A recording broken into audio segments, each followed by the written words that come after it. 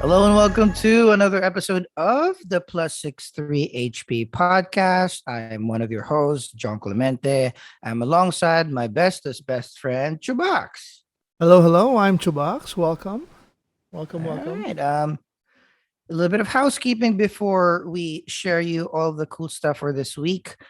You can watch the Plus 63 HP uh, ch- uh, roster of content in YouTube. Just search plus 63 HP, or we're also at bit.ly slash plus 63 HP. You can interact with us on Twitter. Our handle is at plus 63 HP. And more importantly, we are in all of the podcasting services around the globe, particularly Apple Podcast and Spotify. This week, we have deep dives and discussions about a couple of shows that you guys might be interested in watching as well. We'll be talking about HBO Max's Malignant. We'll be discussing Disney Plus's What If season one finale. Of course, the globe is on fire. Talking about Netflix's Squid Game, which is great. Asian representation becoming like top of the world. Um, and we have a bunch of recommendations that um we're gonna share as well towards the end. But as always, we always like to start with a little bit of a personal update, so you get to know who you guys are interacting with. So Chubax, what's new in the Chubax's world? Hello, hello. Well, this week the family and I went stayed at the condo for just the four of us because for those who don't know, we live with our in our her sister's family, so our in-laws in a big house in LGV. But for last week we moved in into our condo and just the four of us, and I cooked successfully for the first time in my life. Instant noodles and egg. No, egg. I cooked a I cooked a grilled cheese sandwich with Okay, egg. look So at it's a you. little more nuanced than just egg. But the Uh, funny thing, but like four of us, four different types of eggs.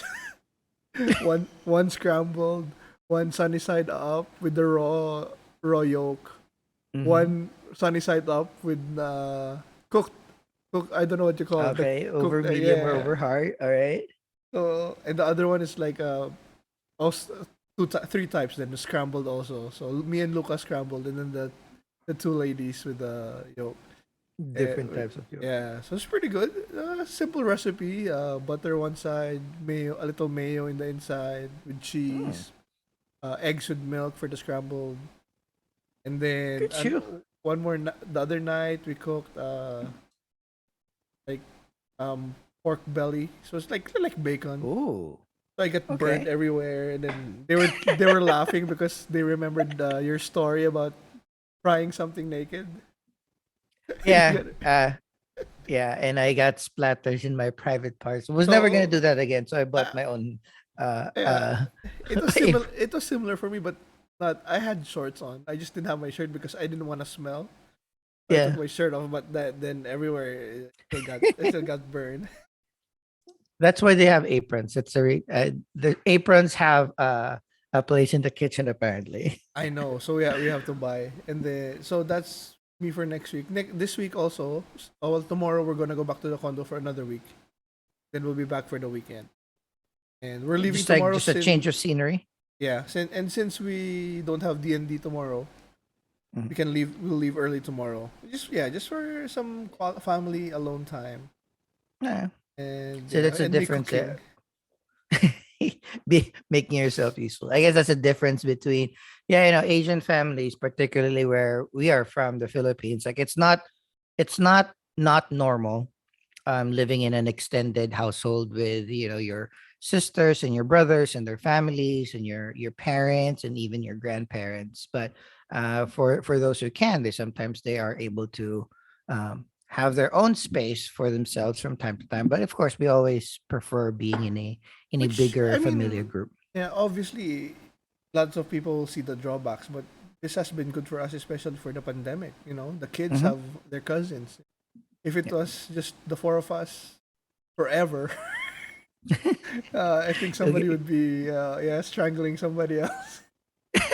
It's I mean I tell my friends here in New York about our compounds as we talk about Our it with. dream. Yeah, but even just like my house that I built was beside my parents' house. And you just grow the footprint of your house to be together. It's shared resources. You'll always have people to take care of your pets and your kids, Yes. which is great. But there's always a little bit of sacrifices. Again, you're living with your parents or your in-laws or your brothers and sisters and the cousins. So it's sometimes it's a delicate balance. But I always err more on the side of family rather than doing it all by yourself because it's hard like Yeah. even here I'm alone. Technically I'm just taking care of myself and I'm not doing like a great job. uh, Sometimes you need people around to help you out. Yeah. Wait, let me check my list. I think pretty good. That's it for my. I always make a list for the yeah. Oh just very excited for this is more in the fandom, but update the critical season campaign 3, October Yes. 21. So this time So I can join in and not have to catch up okay, so 300 hours. we're joining in, right? We're gonna go at the we're same joining time. in we're Okay, joining so in fresh start. we can discuss that maybe a 2 minute segment every episode when it Yeah. starts. And What they we like, how we like yeah, it. and they have Yeah. a break every last Thursday of the month. So Yeah. that's good. Yeah. Which is kind of like how we are gonna do our schedule. So I think it's Yes. good because it's for me. Listening to a podcast is my thing. Like I have 5, 6 podcasts on my phone all the time, but they're topping out at hour and a half, which is perfect for me because that's maybe going someplace, coming back, or like doing a chore. 3 hours to 4 hours. It's like Yeah. wow, I might doze It out, takes but a I'm lot. excited because now that we are playing our own D&D, right? I'm sure we'll get hopefully good habits in terms of how they Yes, play, I how wanted they to. react. Yeah, I wanted to discuss that next time too because I read up on the Orion saga. The guy who left or was removed from the critical role. Oh, Yeah, he was. so they're like one Yeah, player or one actor? yeah, one player. Yeah, there were 8 of them Mm-hmm. at the start. I think there were 8 Mm-hmm. players, but they couldn't handle that guy, so he left or he was removed or something like that. But yeah, he Ooh, was doing a lot of bad crappy stuff apparently. like in game or out? Both, I think both. Both. So they just had Ruining enough. the They flow. just had enough. Yeah. Yeah. I mean, like that's always the case if you have a good group. So that's good to know. Uh, Anything else? That's it for me. Cool. Well, speaking of How about fantasy, you? yeah, Yes. my it's a good segue. Yeah, from Critical Role.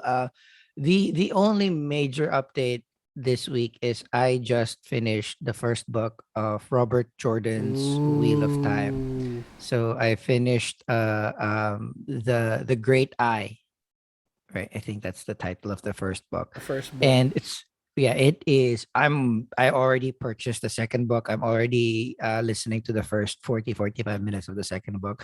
For a few reasons. Like one, we had a couple of weeks ago, we shared and discussed the trailer of Amazon Prime Video's version of the series, the TV series, Wheel of Time. So, Mm-hmm. Rosamund Pike Is in it. is Moraine Sedai, like the Moraine. head Yeah. honcho girl. I loved her. I've always loved her. I'm glad that she's my ex girlfriend. I'm glad that her career is going well. Um, so I've loved her since Devil Wears Prada. So already hyped. And then we discussed in our first week here, like you read all Yeah. books. No, no. I haven't. I didn't read all books. I'm still The stuck at right. prequels I know. I'm stuck at right 10. Haven't 10. had. Okay, Haven't so the had. Sanderson ones? No. I think Not yet. yeah. He wrote He wrote 11? until like 11. I think 11 or 12, and then Sanderson finished Mm-hmm. it off. I just been waiting Mm-hmm. for some a time to finish it off, and since you're reading, I've read the first book maybe 3, 4, 5 times already. So since you're gonna start with this second book, I'll start reading the second book too, and I'll go with you, Yeah. and then maybe we can It's go all the way.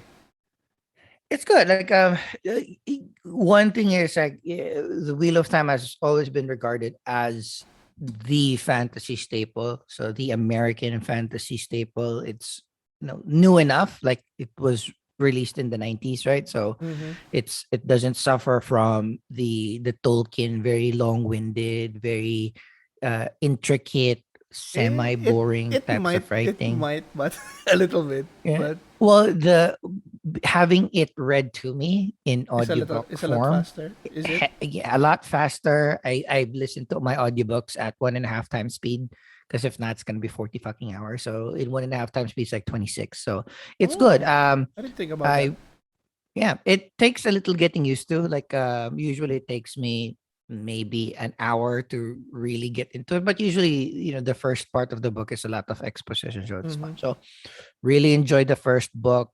I really like the number of characters that you're following. Like it's again it smells like Lord of the Rings, where you're a group going to a place, you get Mm-hmm. split up. Yeah. Everybody gets kind of a thing. So the story is the same because this is where all the stars came from. Like, Yeah. that's something. It's like it seems familiar because a lot of the movies and the books and the series that we watch and listen to and read now are based from those kinds of archetypes. But I really liked, Moraine Sedai, the head wizardy girl. Yeah. The Lan is dope. The I love her. Moraine's ward, which is kind of like cool version of a bodyguard. And of course, like the idea of your unassuming boy that just got plucked from obscurity to become fucking the dragon, the shit of From the reading well, not reading, listening, was it obvious to you that it was who it was supposed to be from the um start? it kind of because most of the conversations or descriptions was centered around, well, okay, for ones who want to go in Wheel of Time from Prime Video or the books blind, skip ahead to the next section. Again, we always put timestamps, but um again, I'm in book one. So for me, all of the things, just the general description on how nice and handsome and tall and how a good son he is, it's obviously Randall Thor.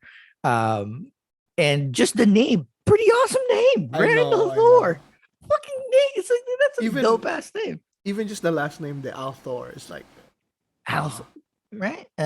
He has he was given a sword. There's allusions to him, or like by the end of the first book, it was kind of proven that he was not was just found more of like an adopted son rather than like his actual father's son, a sheep herder. So it was clear to me that the usual, like, there's three boys, two girls. Some of them will be pairing up. I was surprised that Lan got the one of the wisdom. Yeah. Like it's like what the fuck?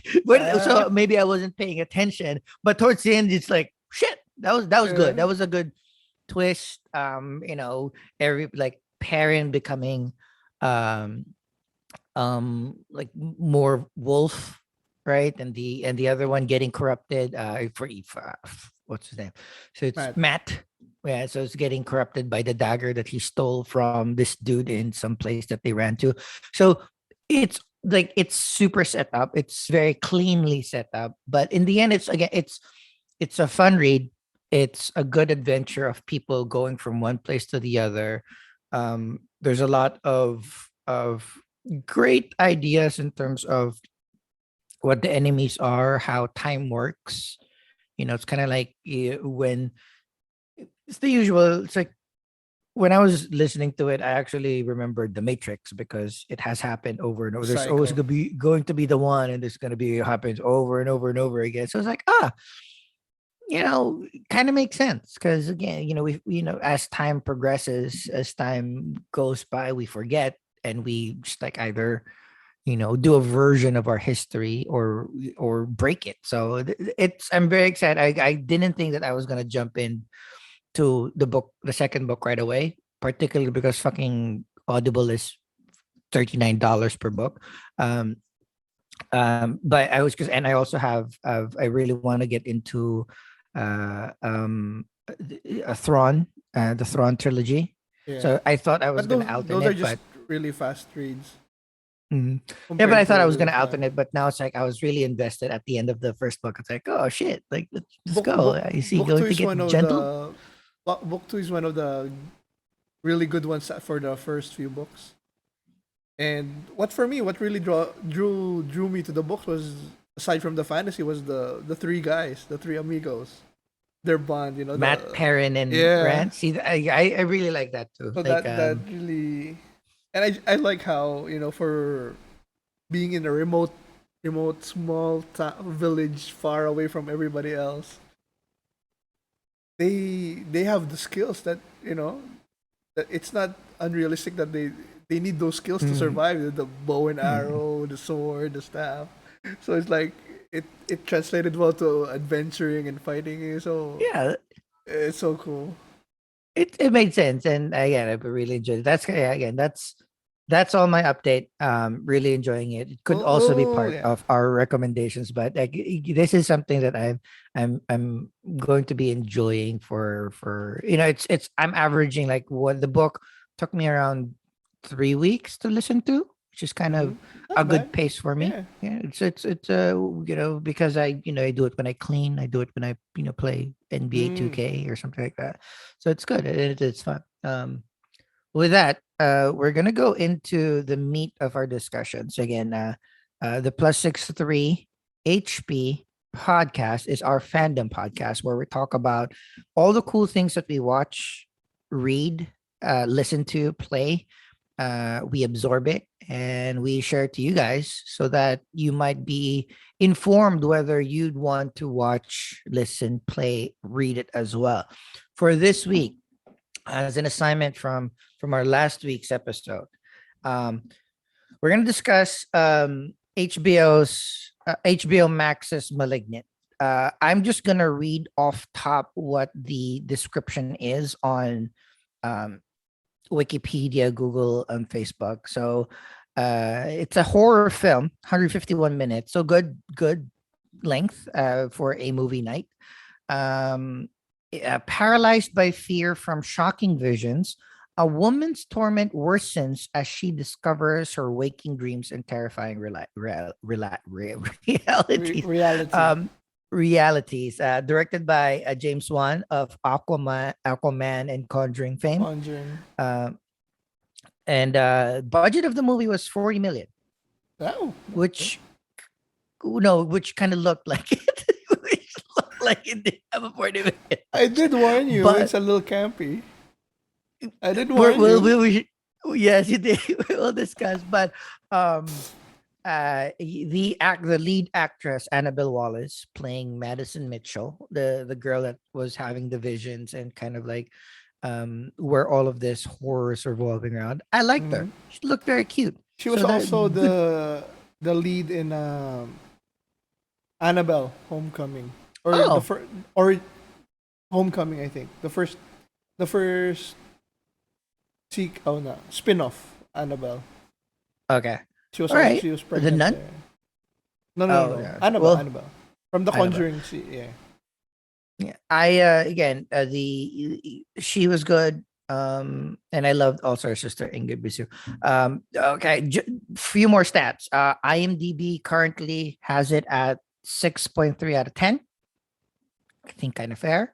Rotten Tomatoes has a 76% score of it.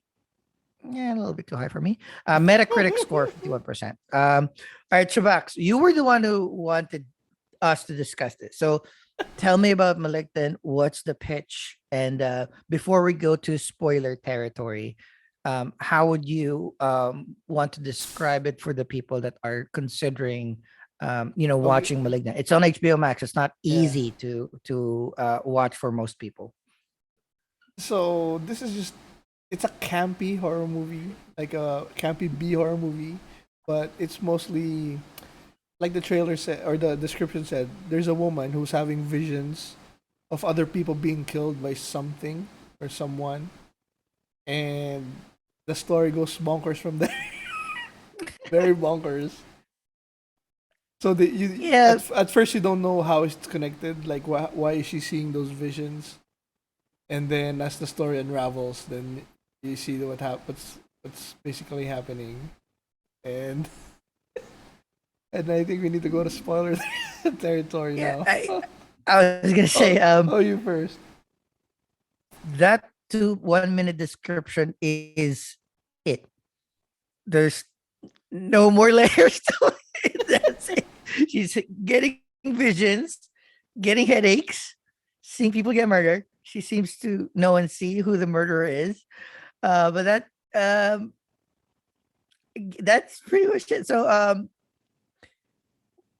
again, so at this point, we're gonna go spoiler territory. But before we go to spoiler territory, Box, how would you rate this? Like, if like, all right, Oh, for me, uh, yeah. yeah, like, So how we would you rate saw. this, and would you recommend this to? How would you recommend this to somebody else? Like, how would you Okay. frame it? How you pitched it to me? How would Uh, you pitch it to a stranger? Because so the thing for is, like, me, yeah, go ahead. yeah. So for me, I'd go with an 8. So we saw like some of the scores were 6.3 and 74. So it's not Mhm, that far from that. Just I just enjoyed it more. I'm not saying it's better than what you think. I'm just saying that mhm, I enjoyed it for what it was. I didn't mhm. expect it to be what it was also, but I enjoyed it and it was really fun, especially the last part. But for I guess for pitching is how I pitch it. It's a campy B movie, so don't for fans who of James Wan who did Conjuring, Mhm, Insidious. I told you before that those movies are like fine dining. mhm. This one is like your it's Friday night. I need a fucking burger. I was going to fucking McDonald's or Burger King and getting a burger and just enjoying the shit out of it, even though it's not, you know, a big steak. So that's how I enjoyed it, and I really like it. uh, when you described it as fast food compared to fine dining, I thought it was perfect. Um, Perfect description of what this movie was. I thought I was coming in prepared that this was not going to be stellar. Like, Uh yeah, I huh. thought this like, all right, B movie horror. I understand it. I think I'm more. You said you're like an 8. I'm more Uh huh. towards what IMDb is saying, like a A six. 6, Okay. maybe like a 5.8 kind of thing. Only because maybe 6 minutes into the movie, I already knew how it was going to be. Like first the prologue sequence about the flashback But did in you the know how it was? Who how it did was? I one well I didn't know how it was coming out That's of her, that's but the oh spoiler. Are we spoilers now? okay, Okay, okay. spoiler already. So the main the so she's having visions because she has a thing called like an evil twin syndrome, where when in utero, the lead person was the dominant person and absorbed her twin with when they were in, like, again, in utero. However, in this particular movie, the twin, Gabriel, was literally another piece of monsterish body behind her head. So it's connected. So imagine for the viewers, imagine Siamese twins, but this one is not 50-50. It's more like maybe 20%. The other guy Yeah, is just 80/20. 20%. And it's freaking in the back. Like the head Yeah, is in the back, and then there's arms yeah. protruding out in the back. But Out. Yeah, smallish arms. So it's yeah, like yeah. So fucked up. it looked like so the lead person's name was Maddie, but her real name was Emily. So Emily had like a little monster, a little Chanak backpack. Right? Yes. Right. So like back of her head was another face. But it Her wasn't back was revealed another. at the start. Wasn't revealed Okay. till the end. The what had happened was, in the end, some summary is they cut out Gabriel, What they considered could. Gabriel What they could. what they could, thought it was cancerous, and everything else was kind of like shoved in the back of her head. All So right, the face was still there. contained. Yeah, and it because of an abusive husband, it kind of got jostled out, and then Gabriel exacted his revenge to all of the people that treated him poorly when they were children. So um, I just thought that that $40 million budget really showed the Dude, the as I was, action. as I like you, when I watched from the start, I could see the wonkiness, the production, even some of the acting, like the cop at the Mhm. start. Oh I yeah, mean, yep. he I don't know how, but he kind of became better in this last half. Maybe Mm, somebody mm. coached him a little bit, but at the start, he really felt like, is this your first movie kind of thing? It You kind of looked know, like it. right? Like he was just Why were hired you because flirting with the victim's sister right in front of everybody? because they what's this they used up all the budget, so they just hired the first guy they could, but apparently he has some fans anyways, but still. So and then some of the shots were good though. It was showing like the husband's death was good, Mm. and I love the action sequence. The when he was chasing Gabriel, Oh. that Mhm. was the movement was really cool.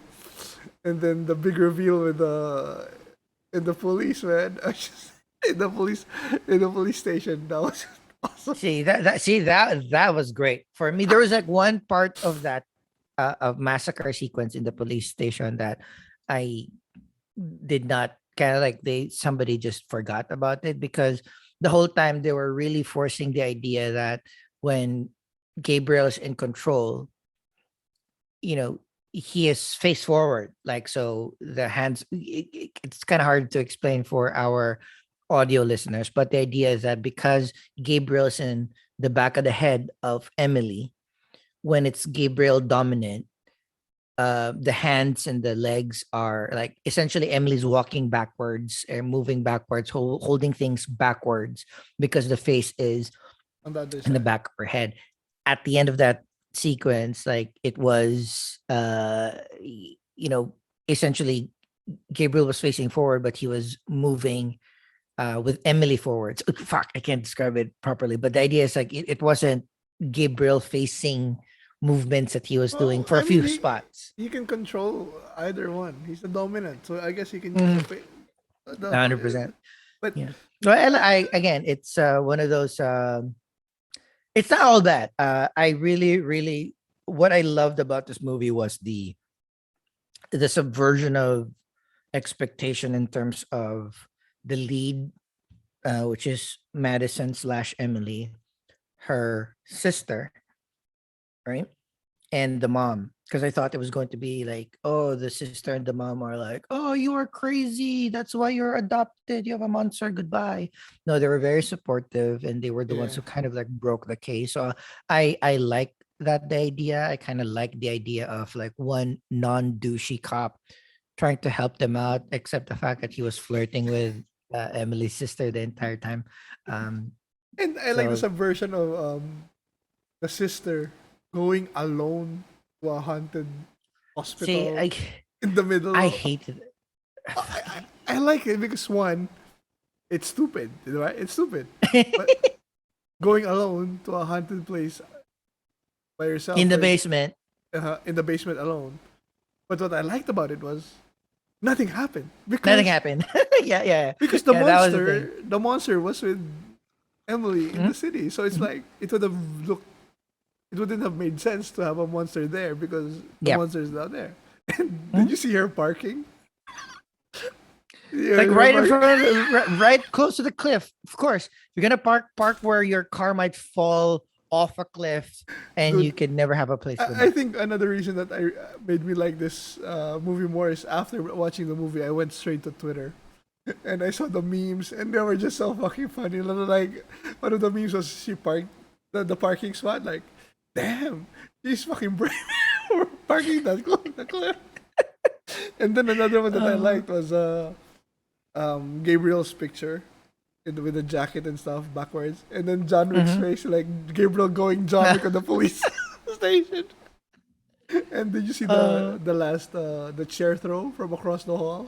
oh Oh, yeah, it's like that what that was like why? But good shot, a good shot. good shot, good shot. Oh, Yeah, there's so many. and trivia, the Ingrid Bisu is actually the CSI girl, the one with the glasses, Yeah, yeah, yeah, yeah, yeah, yeah, and yeah. she co-wrote it with her husband, who is James Oh, Wan. She's married to James Wan. oh, okay. So yeah, so she's the evidence and the Yeah, forensics girl. I like. and she She was cute, survived. Yeah, thirsting. Yes, thirsting over the cop. Kikoa Shaw. We don't even know if he survived or not. Yeah, it's oh, she survived. Because it was here. They didn't show after. Oh, he. Oh no, I don't Yeah, know. he. Fucking, I don't care if he's dead. And I just and in the ending, it just gave me like a feeling of more like a superhero conquering, because she's like, she has powers now. She was able to lift the bed. Yes. Oh yeah. Hospital.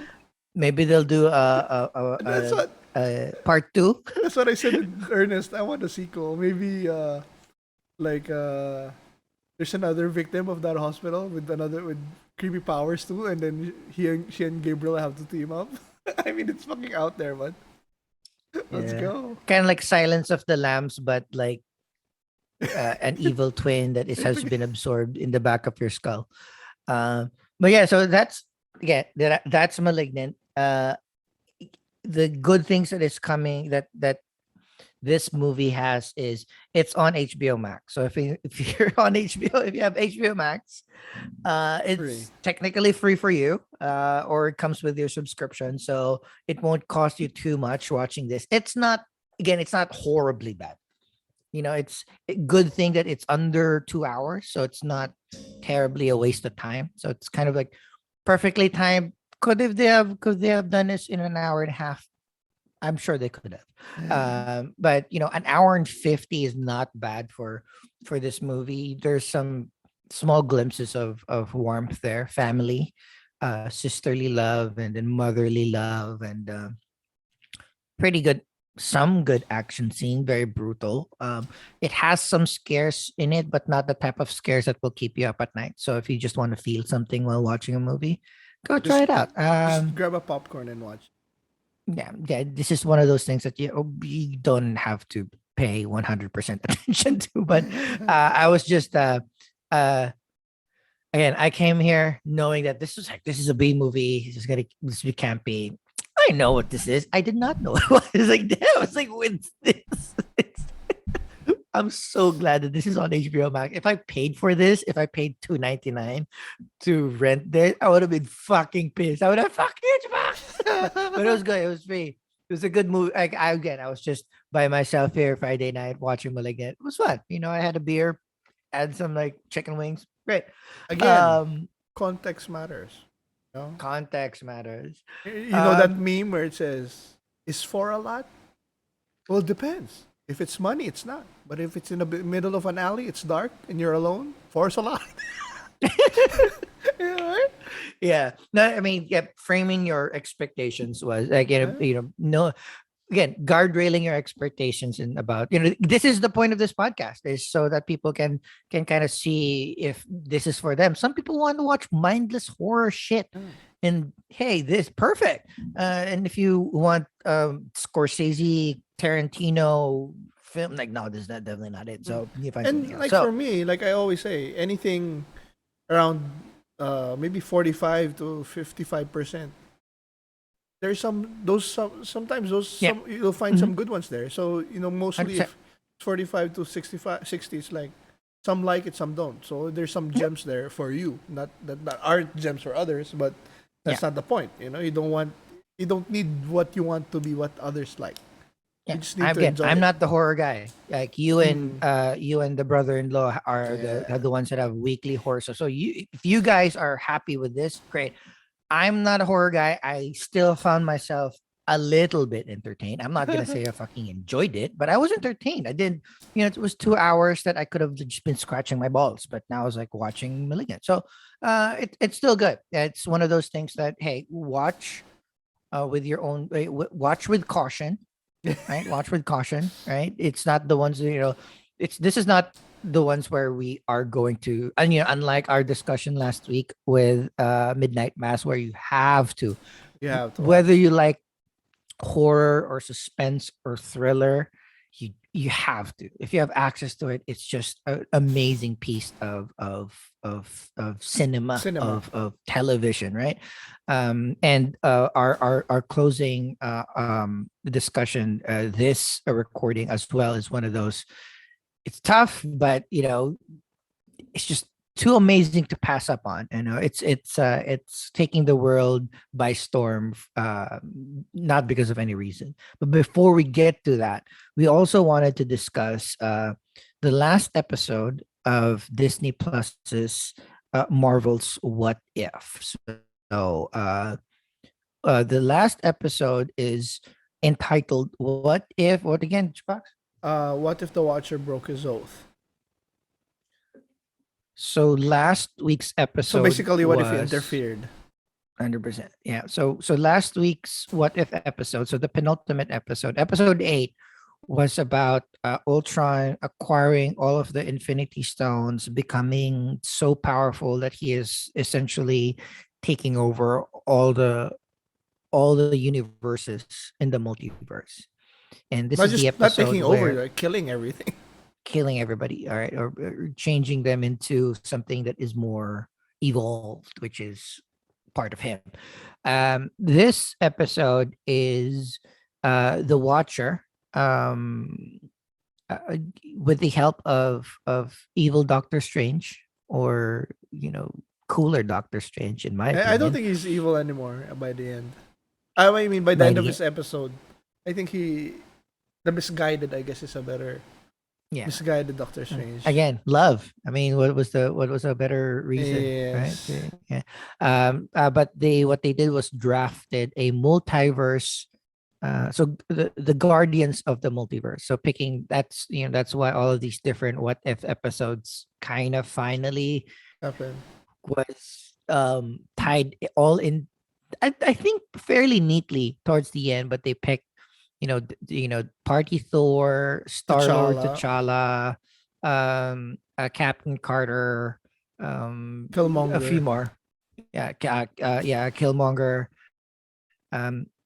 so that they could ostensibly get and or destroy a or all of the Infinity Stones from Ultron, so the Ultron can fucking stop killing the entire multiverse. So, what did you think about the episode?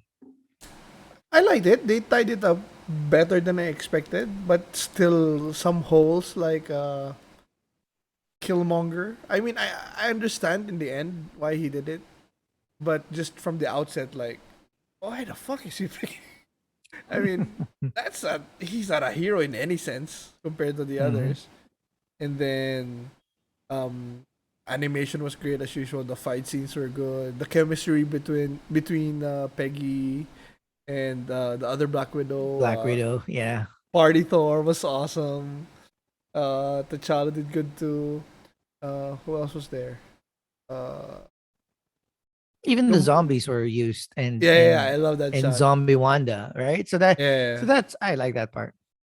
and my question is about the Gamora though. I think they missed the episode. They skipped it. Where did they get? There so There were supposed to be um 10 episodes, right? even I think 12.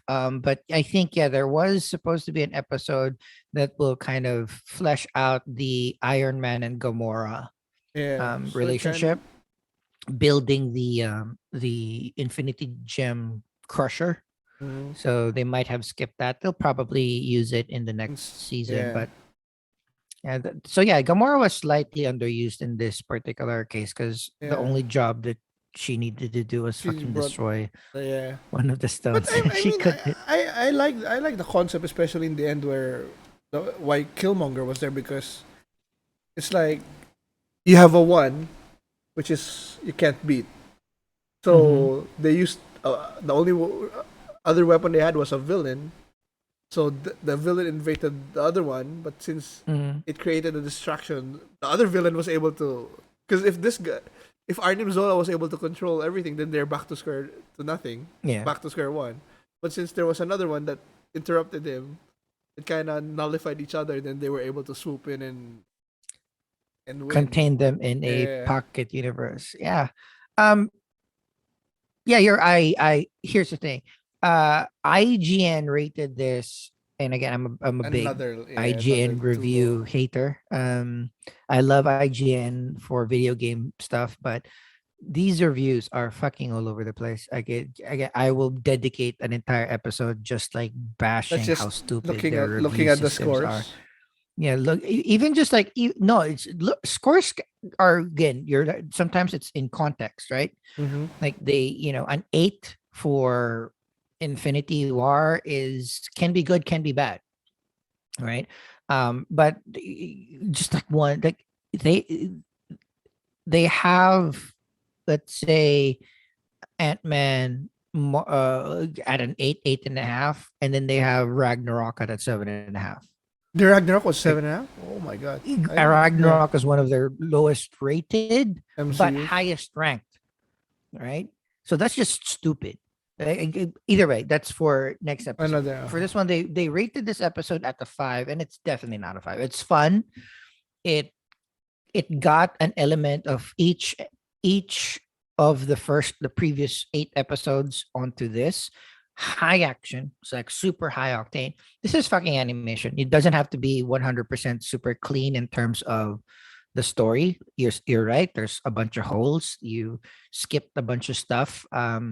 There's always an issue about power scaling because you know Doctor Strange was able to put some protection hexes on everybody to be able to um Withstand. fight with and withstand Go toe to toe. in infinite Ultron's blasts, which is kind of great. But if you think about that, then just like, why don't you just fucking put all of the hexes on you and fight him by yourself if you're that strong to protect everybody? Um, but again, it in the end, I it faltered towards the end for me with the Arnim Zola and Killmonger fighting over the stones in the Pocket Universe because it needed maybe another 5 minutes to really explain or either really set it up. But either way, it's animation, it's fun, it's supposed to be for kids, great action, love all the sequences, even the The small quips the with Black Party Thor. Widow, the last shot, that was so good with Peggy. Here, here's for And you, Clint. Like, we love the ending for Black Widow. Though my kid and my wife, like, their interpretation was wrong, but it would have hmm, been much better. They thought that uh they thought that the Watcher sent Black Widow to the MCU universe, our universe, oh, no, no, because Black Widow died. So there's no. another Mhm. one, you know. So it's like that would have been cool, That would have been cool, but I right? don't think again. Yeah, Yeah, I again, know. that would have been cool. But yeah, so closing thoughts. How hyped are you for season 2? Oh, Any even better. thoughts? Um, I'm requests? I would score this as an 8. Uh 8.5. Really loved it, really Mm, enjoyed it. mm, Season same. 2, yeah, more. I mean, maybe more because we still had some loose ends. Like, I guess where they sent Black Widow in the end was the Hankman episode, right? The Hank Pym episode where he killed. Well, no, because we saw Thor there, so they were still alive. It's probably just a Was different. Thor dead? Oh, was Thor there in the Yeah, end? I there. can I have to Yeah, rewatch that part. Okay, yeah, yeah, I yeah. thought he sent it to the Hank Pym episode where Loki they Mm, used Loki to kill him, but I to capture him, and mm. then Loki turned on them. I think it's going to be just Another a universe. different universe, which is fine. Yeah. We haven't discussed the mid credit scene where Peggy so that I love the callbacks like the Numerian star Winter Soldier. in Civil War and in Winter Soldier, that intro sequence in Winter Yeah, Soldier I is love the that extra. back and forth with Black Widow. Yeah, I have the I know, was that I'm the shield. I have the shield. You're the sword, or I'm you're the the shield. You're the sword. sword. Yeah, good way. Yeah, m- more like a gun, but I like the wordplay.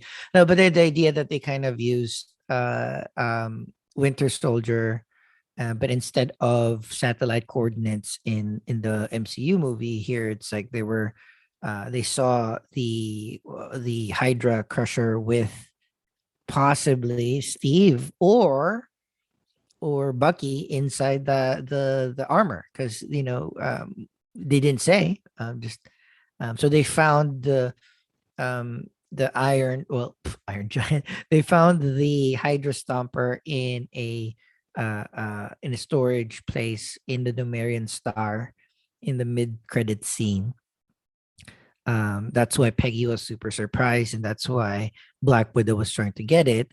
But Black Widow's surprise was somebody was in it, right? Or somebody is in it. But I'm hoping that it's Bucky and not Steve. You want more of But we'll see. Sebastian Stan? Well, I'm pretty sure next season they'll find a different actor. I'm willing to bet on it that it's no longer Sebastian Stan. But yeah, I'm very excited. There's so many things that they could do with Marvel's What If. So I think this is just going to be like one of those forever running. It's animation anyway. Oh, and You can have voice actors do it. yeah, as a guy who lived in Vegas for a number of years, I love the callbacks of Thor. Like Party time. Vegas, That's a new war cry. Vegas. Viva Las Vegas. That's a good battle cry. But yeah, that is what if. Very excited. I hope that in season 2 they don't kill Tony Stark that many times. Maybe just half the number of killing Tony Stark. For me, I just before want. we I sorry, you just said me. Asked me. I didn't answer. For season 2, I just want more out there stories. Like just yeah. give me Mhm, more fucked up mhm. ones. More Bring us deranged. Agatha, bring us the kids, bring us again like all of the Disney Plus series with the Avenger kids Give us in post-apocalyptic Avenger. ones. Give us golden age ones. Yeah, I'm excited. Again, this is one of those things that I'm glad that there's still a space in our schedule, like in our lives, for Mm. content like this, like where you enjoy it if it's there, but you're not aching for that next week. Because when we WandaVision, and even Loki, particularly Loki, it was painful to week on week wait for the next It's gonna be episode good for discussion though. and dodge all the Twitter mentions of it. But before we close out our what if discussion, and as we transition to our main topic for this week, which is Squid Game, we have another. I like this. We have our friends submitting their thoughts, in terms of our assignment for this week. This week we have our very good friend Arni. Providing his thoughts about the next few topics that we have. We have not listened to this. So here's the thing. All of the people we know, all of the friends that we love, we encourage you to join in. This is a communal podcast. Join in making content, but we will fucking make fun of you because you're not here. So I don't know what Arnie is going to discuss, and I am excited to react to his reaction. So run it, So Chubax. just kids, words of warning: if you are easily scared, turn away. I forgot that. I forgot that. Okay, here we go. Yeah. It's Arnold or Arnie. Well, there's no audio. As you Oh, may know, I'm very crap. 1 second. Pause. Pause for dramatic effect. Pause for dramatic effect. Yeah. So Arnie is one of our friends, very close friends. Again, we're very lucky that we have a stable of friends that we've been together with forever and ever. But he is on the West Coast, and we record this podcast on a Saturday morning. So Saturday, waking up at 6 and 7 or 6 or 7 in the morning. It's a little too much for our West Coast friends, but hopefully we'll get him to kind of like sleep on camera at some point. We'll record this. Hopefully, But it'll be a weekly um, thing. yeah, so Ready? or I'm again, ready. we're just like more than happy to react to your reaction. So right, again, warning, visual warning. For the audio podcast listeners, You're fine. you're welcome. It's But Here we go. Arnold there we or go. Arnie. Uh, as you may know, I'm very busy, so I'm just doing this recording just to say hi You're and not kind of busy. introduce You're not myself busy. to your followers and subscribers. Anyways, I work 7 days, so not a lot of free time. But I just want to join in with the conversation regarding Squid Game and What If. Uh, let's start with What If. The finale was good. I saw it late at night, early morning. So at first it didn't land with me in terms of the finale, but after rewatching it and then watching the reactors watch it, uh, it Like was a what you good do. way to wrap up the season. I would say. I wish it was a bit of a longer battle scene to make it Yeah, more see? realistic Always with All still right. moment. defeating Ultron there. All right. All Um, right. but You're making a little definitely bit of sense. the entire season it ended up being connected after all. Um, so I would say the my favorite one would still be the Star Lord T'Challa T'Challa. uh, I episode, still and I then love the the Avenger shot. Unanimous I evil still love Doctor the Avenger Strange, shot. and then in episode 8. Yeah, the Avenger shot. I think my The least favorite spinning one is the Killmonger episode. So it is what it is. I just didn't. I don't know. I just got depressed after that episode or Yeah, something It's, that like is it that. is Maybe that's true why. that they made But all in all, Killmonger it's a really great a season. Killmonger. Hopefully, season two even either in the will be episode 8 there was brand no new stories or maybe a there was no continuation, redeeming factor or there. maybe we'll find out why He was Tony like Stark cool and for like Gamora were 6 minutes, working and then together after that, he at was that just like point. So maybe killing I and heard it was a lost manipulating episode. everyone. So we'll see about that. As and moving on Lost to Squid episode, yeah. We Game, might just drop just that. finished it Oh, okay, wait, wait. So this pause, week pause. or over the weekend. All right, kids, we're gonna transition to the Squid Game discussion. And last week, we made the fatal mistake of doing our deep dive prior to showing the deep dive of the people that submitted. So, since we have not listened or heard or seen this submission, this may contain spoilers. So, we'll put timestamps on the Arnie deep dive because we also want to go back to discussing Squid Game for the people that have for the 6 people in the world that hasn't watched it. Mhm. And yeah, so just warning, Arnie might spoil some details here and there. And let's go. I really like the show. Um, I think I would say it's a close to perfect show. The only issue I had, Hmm. and even my wife had an issue with it, was the VIPs. It just Oh, they're just same. cartoon characters. It's way over the top. Uh, didn't add to the story, to be quite honest. It was I don't know. They just sounded like cartoon characters. Uh, so there's not a lot of payoff with that one. I would have preferred had the VIPs still showed up like that with masks on and all that, but they just silent VIPs. Like maybe the only things they That would would be say is like, nicer, "Oh, I actually. bet It's a good call out. 4 million won on number I 75 or kinda player like the banter. 75 or player one They're just fucking I to just win figured this," or he, they I just mean, had okay, I know it's kind like of right. all they Like, talked about was the if you're betting spending that much because I didn't money, really need to know. you you can't know. be that, you can't be that stupid or I think you can do the how that's I true. mean, they can be like You're kind of right. they can be like rich Eccentric. trust kids who just got richer and Mm, then they just that's true. and besides if I'm that rich and I'm doing something stupid as Squid Game, watching Squid Game, I'm gonna do what the fuck I want. I'm not gonna be keep That's quiet, true. right? Keep quiet That's true. for I'm going to molest uh, a server because I can. yeah, that's Uh, why they that's the purpose of the Squid Game itself. mm, Anything about the VIPs at all. Not that they were great And actors. I yeah. think like They they were probably not. just hired non-actors or maybe Yeah, some see, friends or I something agree, like that. So Arnie. I don't know. It just Friends. didn't land with me. As far as for the characters, I love the characters. Uh, 465 was great. Uh, 218, yeah, he was kind of a jerk Is that eventually, and then Anwo? the pickpocket Yeah. was really good. I felt really bad for The her, university and guy. of course Ali uh, uh, Badass. being screwed over by Sangwoo. was just really not. It was Yeah. really painful to watch. Um, let's see. And him so The trusting. cop who went undercover, I still think that he was able to send those files. So maybe in season two I that think he's would still play alive. in, It uh, was a shoulder play shot. something into the story if they That's have a kind of season true. two. And yeah, Storm And Shadow is player still there. one, So the twist in the end, okay, made sense.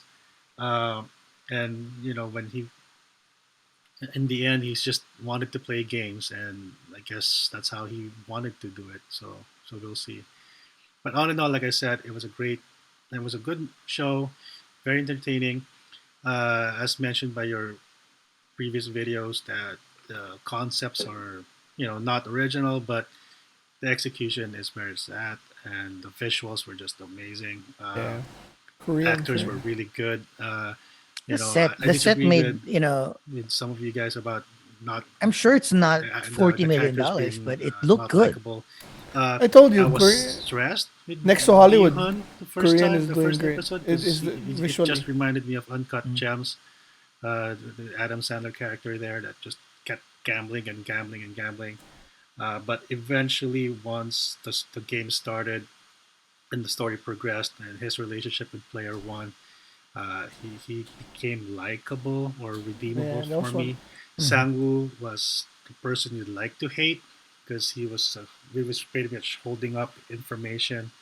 He's From the too start. smart I for his own felt good. for the pickpocket, like she really needed to do what she had to do for her little brother.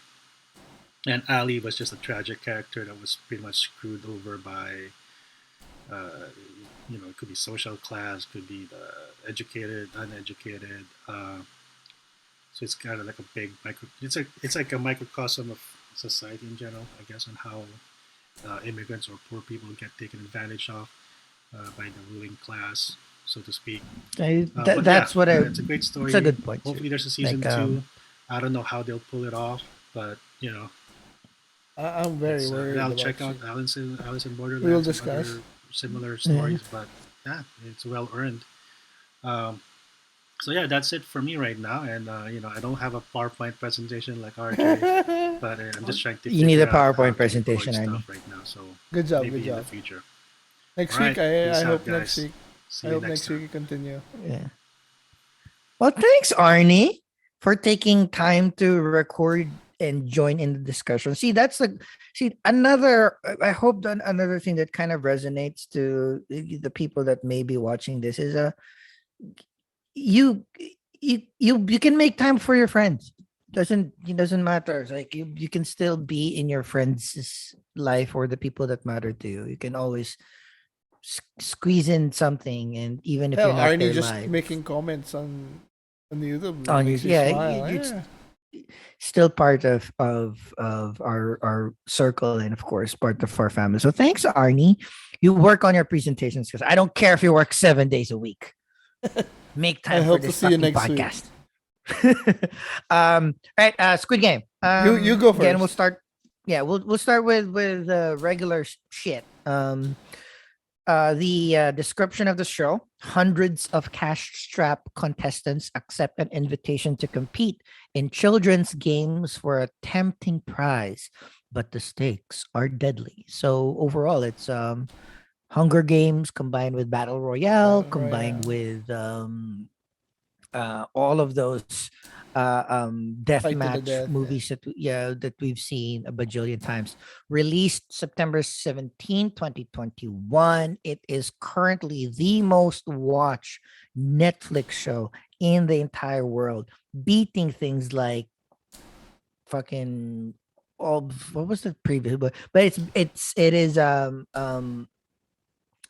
of those phenomenons that took over the world, probably because it's high time that Asians get represented on a global stage this way. Hollywood is no longer just the United States. It has 9 episodes. Each episode averages around 50-ish minutes each, so this could be a good if you and your boyfriend, your girlfriend, your husband and wife do one a night, I think that's a good cadence. I don't think you get to stop at one. You'll probably do two a night. So that's a good way to ingest Squid Game in a good pace that you can enjoy, absorb, and think about all of the things that the show has been talking about. So, Chubax, what again?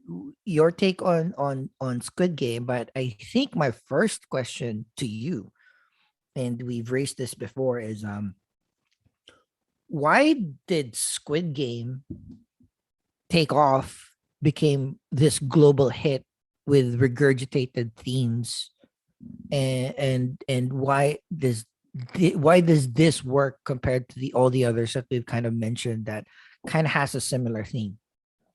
Oh, one, it's executed really well. That always helps, you know. Looks great, shot well, great actors, not good, great actors. The concept is good. As you said, it's been done a while, but I think one of the things that I think there's two things that made it very popular. One is I read I think the author said that it's simple. The games are simple. It's Mhm. nothing too complicated, you know. No, the rules are basic, you know. You look at it, you know what it is. Where he made it up in complexity is in the strategy, because the games are Mhm. simple, but then that's where the people factor come in, you know, the human factor, where the lying, the cheating, the helping each other also, uh the empathy, being empathetic to others or being selfish. And then the other thing that makes it appealing also is the money. Like the people are Mhm. down and out, you know, financially, which a lot people in the world are, you know, needing help and stuff, or just being down on your luck and having this chance to flip it, you know, be on Mhm. top of the world, but then you have to go through this. So it's very interesting. It's very Yeah. cool. Um, yeah, and, you're 100% right. I think basically it's a combination of one, it's on Netflix, so it's easier access to most people. Two, y- nail on the head. The visuals are stunning. Like the sets were fairly simple sets, like a field with a giant doll, or Oh, that for me, how. that's the best twist. That the room they're in is also all the rooms that the room of the games. Mm. Well, they go to a different place No, for the games, they go back. It's the same room. They just so they change the room. they just they make them walk the stairs, and then they change Mm-hmm. the room. Oh, interesting. I always thought that they moved to a different Yeah. place, but I know it's like I also seen a bunch of reaction and Easter eggs video that all the games that they've played are literally written in the place that they were staying at. Right? So if somebody was just It's attentive the enough, background. Yeah, it's in the background. So either way, so that one I saw too. um I love the subtlety of, like, you're right, the subtlety of the games, because it's so simple everybody can understand it, Children's because games. even if these are Korean children's games, there are analogous things of this in all different cultures. So that's the other thing. Acting was great too. I really appreciate the fact that the main characters aren't the ones that are like the super prettiest. Of course, the pickpocket and He's a the model. pickpocket's friend towards the end. Okay, they're very very pretty to look at, but the main dude, 4 4 4 6 4 5 6, and 218 are just good actors. Which you need really good actors to act, or to show somebody that you hate. Like, these are not desirable people, and you are, by this third or fourth episode, you start semi rooting for them.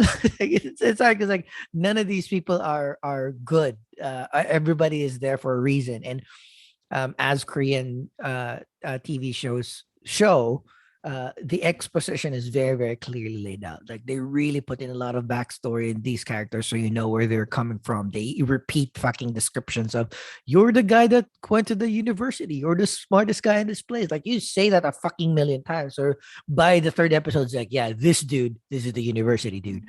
Um, and in this guy's, this is the gambler. This guy is the old guy. So it's like you really know the character. So if you power through the difficulty of rooting for somebody that has some darkness in them, you'll have fun.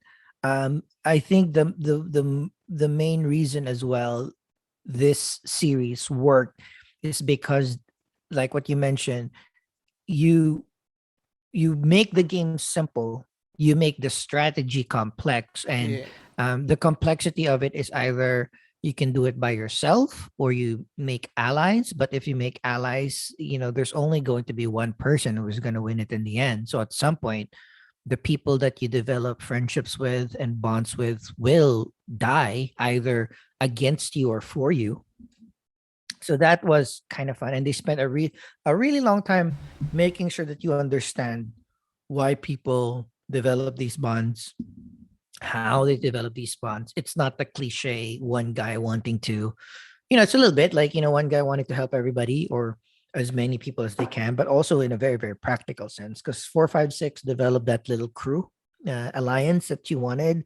It's not the most desirable alliance there, but at least they knew that they could help each other out. It's what they had, yeah. So yeah. And I'm gonna confirm if I was correct in I thought I read that there was only one room, but I'll double check if it's the same. Maybe there's only one room for the games and one room for sleeping. Okay, maybe. But Yeah. I also read about the part where the games was written on the sides, but I'll double check that. Yeah. But yeah, go. Yeah, and again, just like the idea here is like there's the different types of games are, it's a good mix of cooperative, intellectual, and strategic. Like the first game, Red Light, Green Light, where it's essentially stop and go, Pepsi Seven As Up in basic as it the can go. Philippines. And again, there's that's you can't get any simpler than that. But also, it's like there's just certain people that are just so stupid and moves. No, but therein lies again the where you can make it complex. Like it's a simple rule, but then there were people hiding behind other people. Yep, exactly. Right. Yeah. So Mhm. pushing people. And then there's the game with couple of games. We'll run through the games. The red light, green light is again there's a giant doll where if the doll is facing the players, they should not move, and then they need to cross a line, right? So if you move while the giant doll is facing the players, you get shot. Simple enough.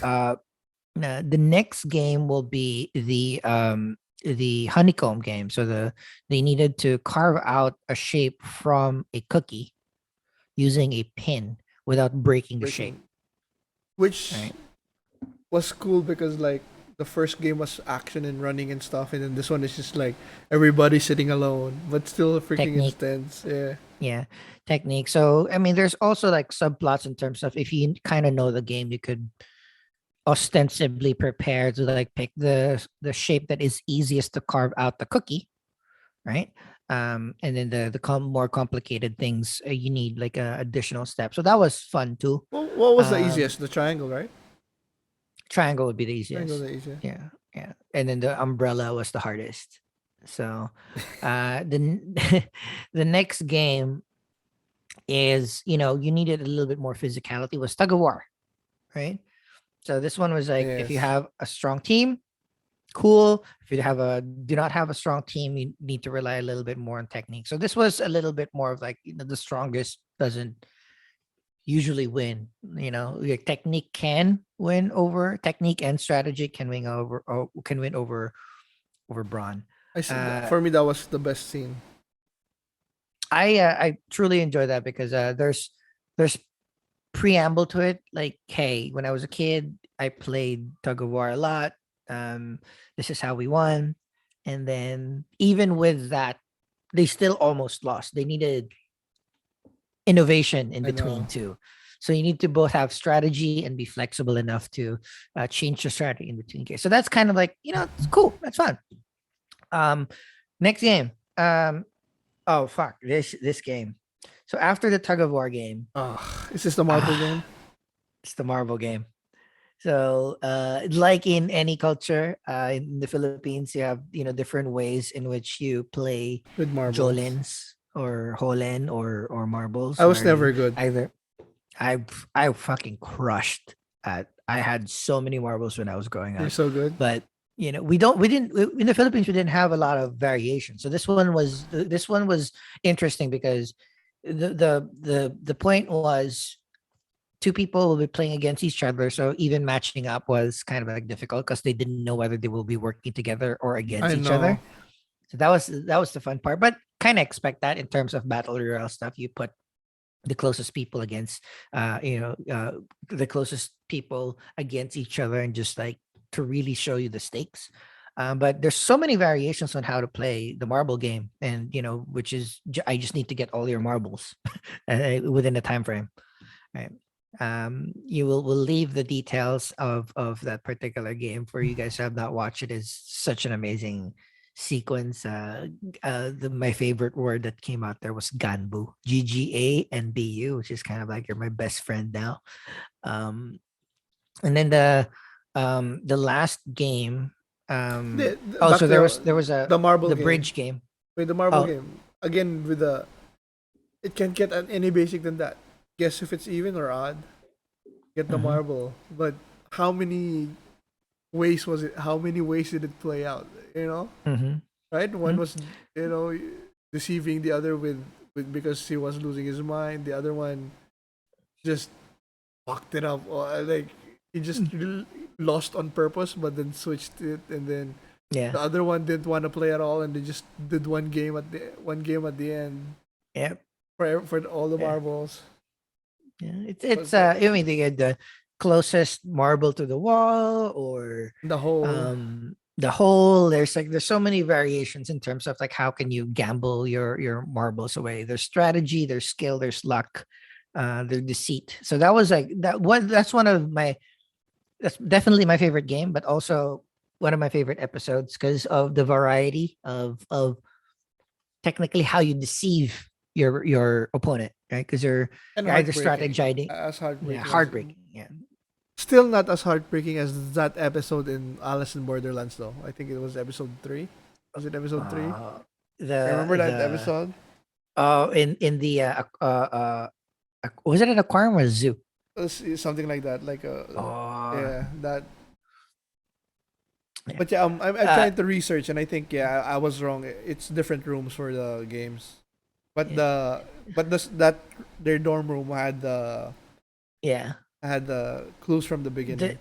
Yeah, it was like it was written on the walls, just slightly covered, but as the episodes come along and The beds as that they they won't. ruin the bed, ruin their sleeping habits, it kind of like becomes more exposed. The second to the last game is the bridge game, where they have to move from one end of a room to the other, That one walking was on. fucked up. See, that's the other thing too. So there's a game before the game, like knowing when to play. Like you don't want to be first, but you also don't want to be last, right?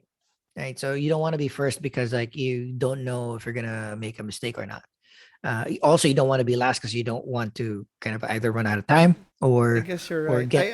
I was gonna say that this one was the one I didn't like in terms of rules because it Mhm, was unfair. But you're right; they made them choose a number at the start, which made it mhm, kind of equalize. So yeah, so that made it okay.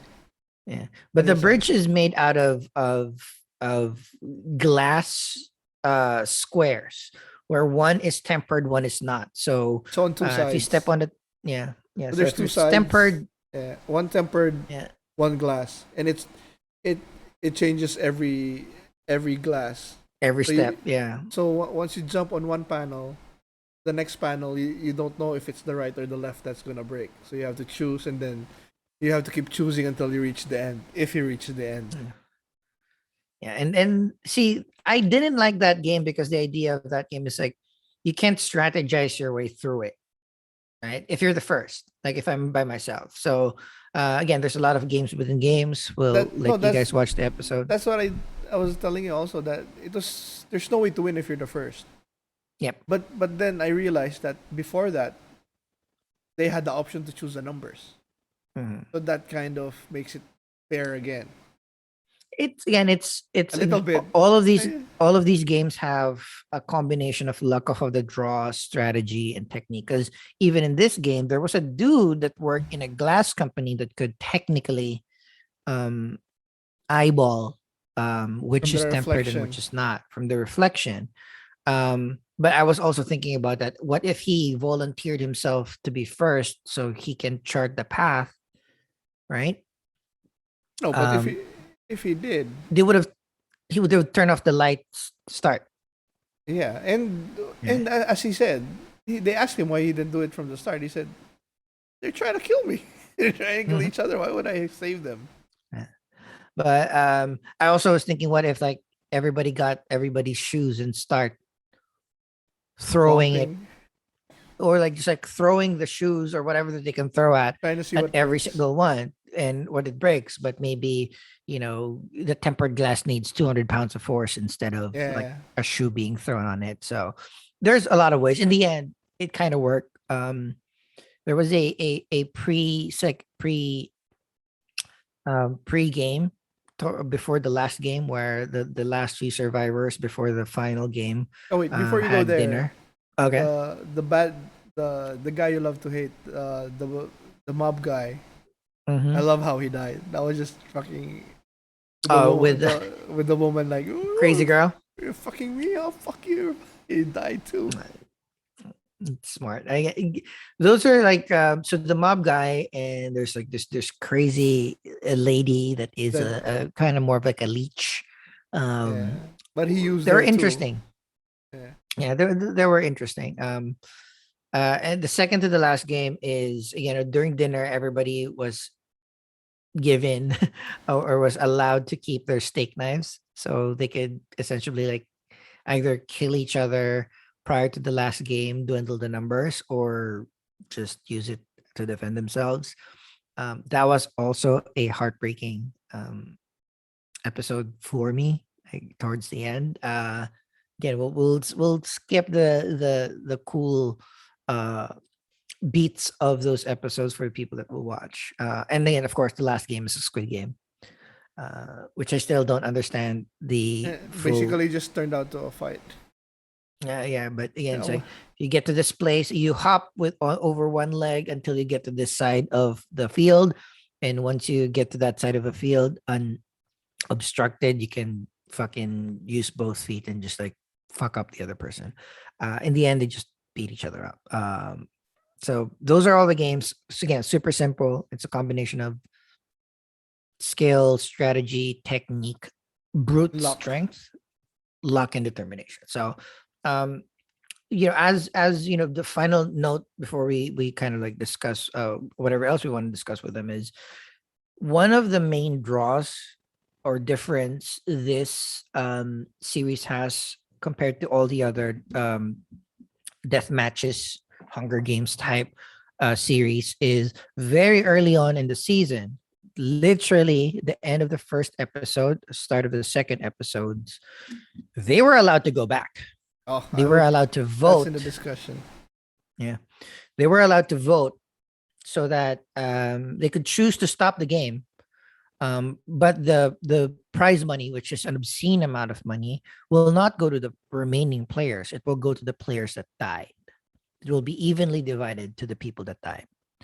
So that was kind of new. I mean, inherently, you could like it has been touched upon in different movies and different shows, but it was not shown where they actually got out and chose to come back in.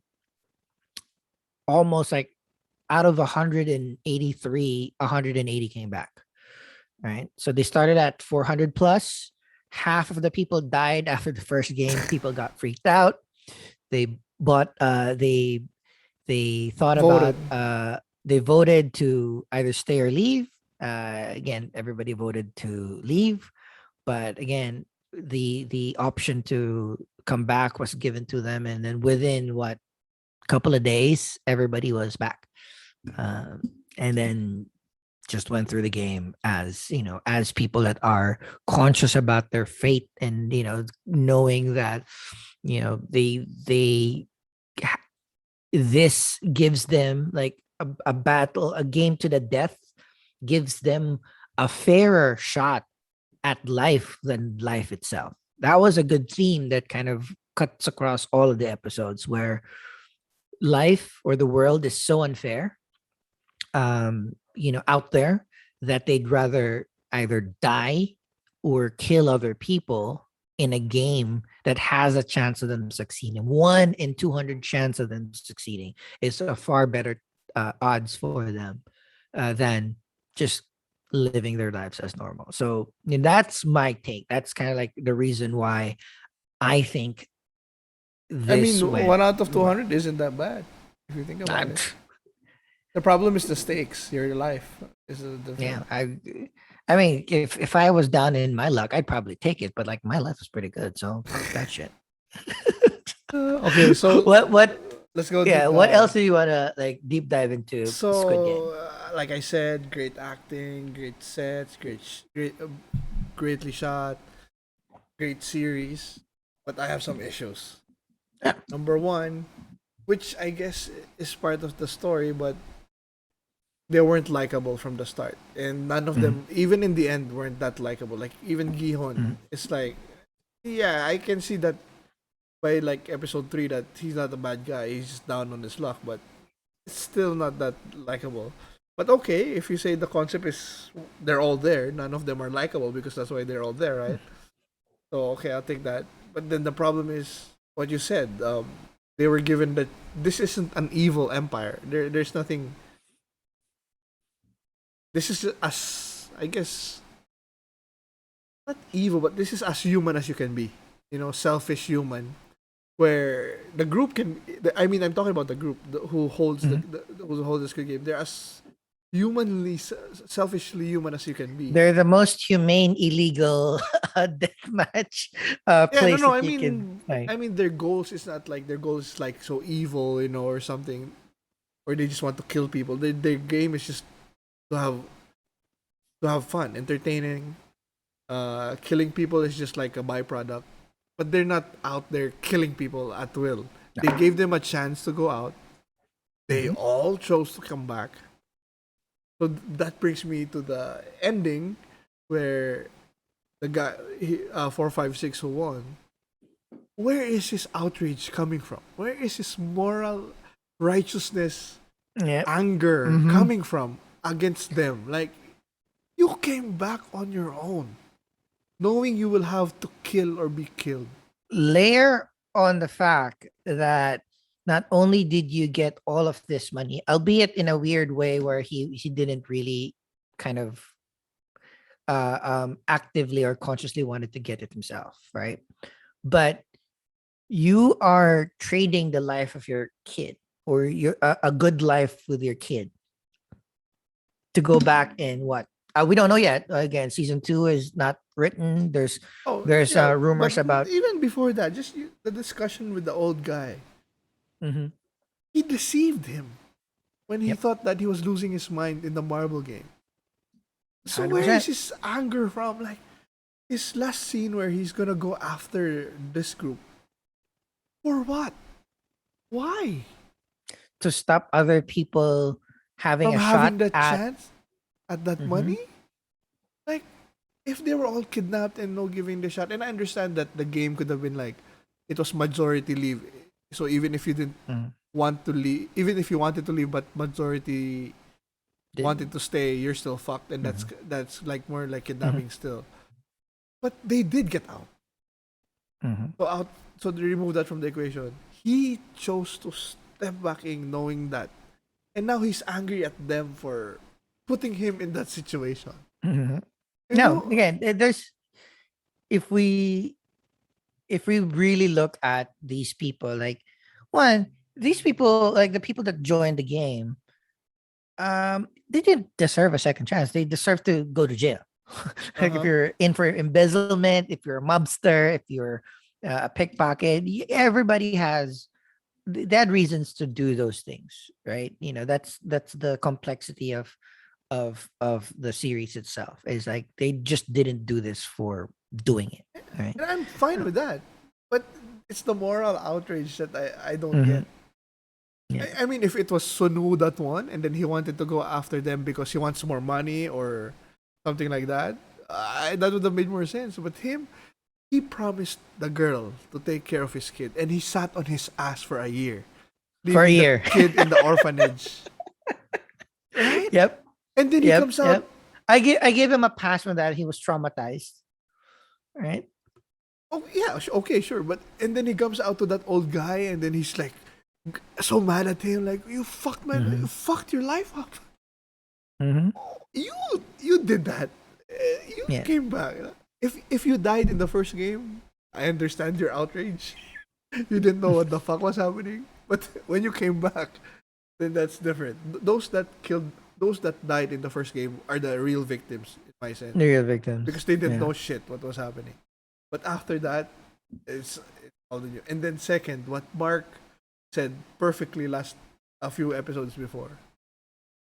Season 2, how is he gonna go after them? He's not smart. He's not strong. I mean, He is very rich now. but his money's like a drop compared to what he have. Mhm. It's like, Again, how is he gonna I win?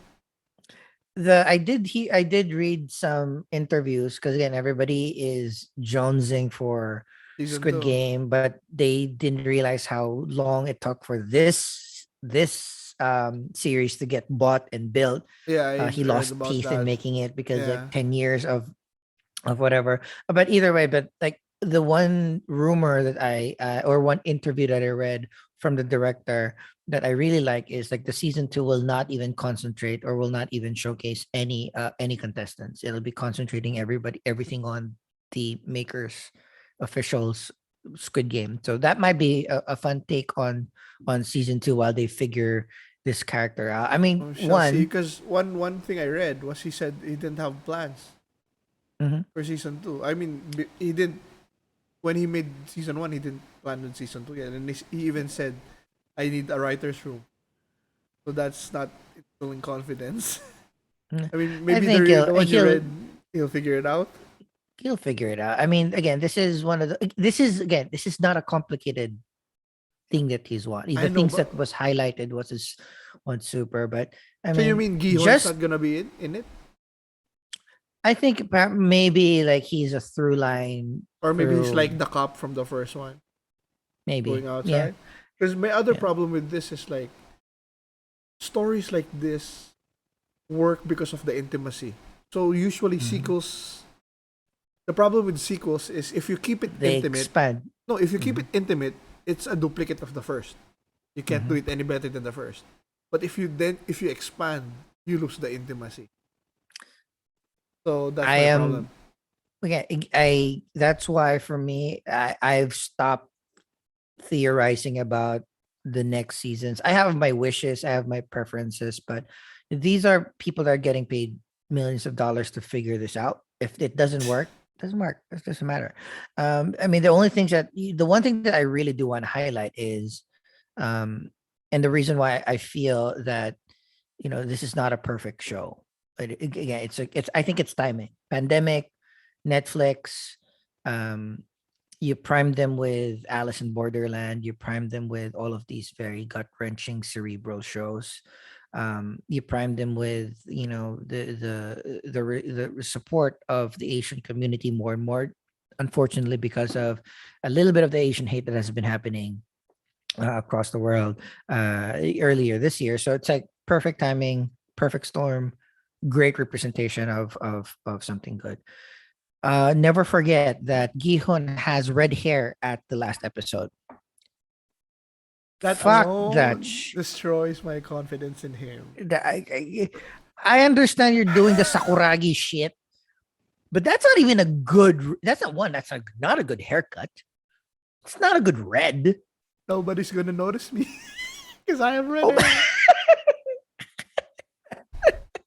no, you're very incognito now. Looking for all of these like high powered uh, um, um, people managing this multi-year death match with red hair, nobody's gonna super stealth. Super stealth. Um, the other thing too is, so my problem with watching movies and series is I kind of get what's gonna happen after the first 40-45 minutes. Oh, I try to shut my. I don't. I I'm good at keeping my mind closed because I wanna get spoiled. I mean, I wanna experience it as mm, they try to intend it. as soon as I saw the old guy having 001, You I knew he was fucking something. knew. I know either he's chosen to be back. So it's a couple of things. Either he's chosen to be back there so many times that he's just, he's been there for 10, 15 years, whatever. Right. Like the old player that is veteran, just like Who knows? enjoying reveling in seeing people kind of freak out, or he was part of the thing. Like either a plant, maybe one of the owners. I didn't realize that it was going to be his last game, which is kind of good. Like I like the at the last part where it's like, hey, I'm dying, I have terminal cancer. I love this product so much that this is a place where people feel the most alive when they're closest to death. So that was cute. But I already knew like a hundred Oh, percent and this old. And then I'll go ahead. no, it was like even with the tug of war, that what cemented me where it's like, oh, maybe these are all of his, because he was smiling the first game, red light, green light, right? And then um the licking part, he was surprised, like he was when he copied Gihun, the technique about licking the back so that it can be easily breaking off the cookie. um Maybe that was lucky. But the next game was tug of war, and it seems like, oh, 2 out of the 3 games was games that he Just to really explain. enjoyed playing. All right, so maybe it's like, maybe it's about his life. It's like, all right, this is the dude, 100%. Yeah. So And yeah. for me, the organ smuggling thing, kind of hmm out of left field. I mean, I I I could see it, but I appreciated the attempt because like a they wanted conspiracy to. within a conspiracy.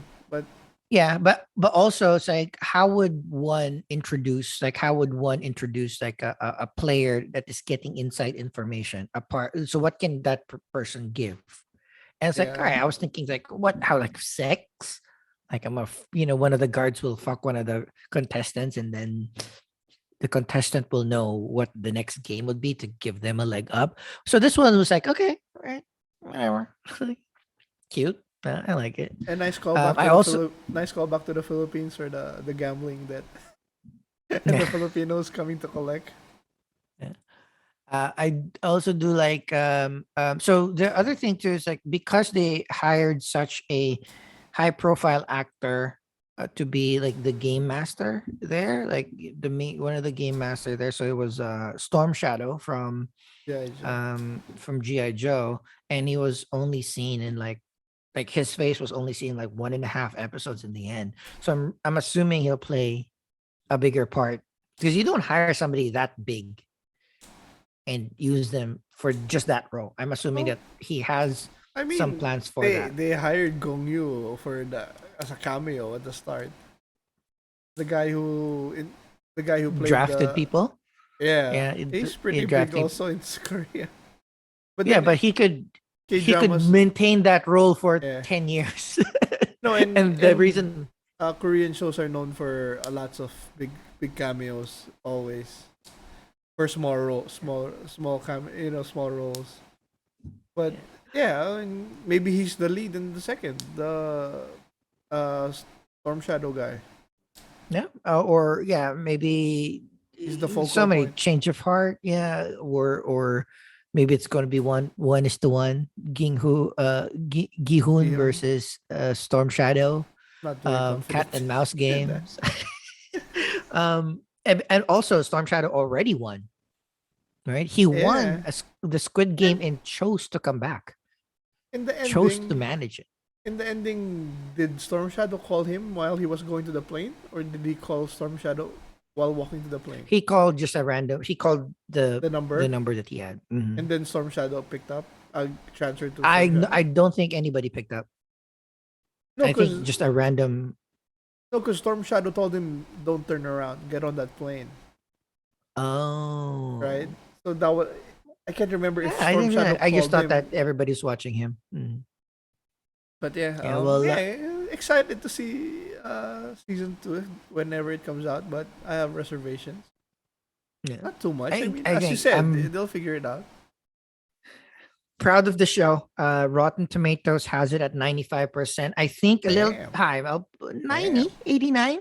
It's not again, it's not a perfect show, but it's a perfect show for right now, right? You're watching, you're reading subtitles. Dude, read subtitles. There's a lot of controversy around how stupid the translation was. So I'm actually excited to, perhaps watch a dubbed version in the future. Maybe they will fix the subtitles and whatnot. But Oh, did you it's watch it I dub? don't.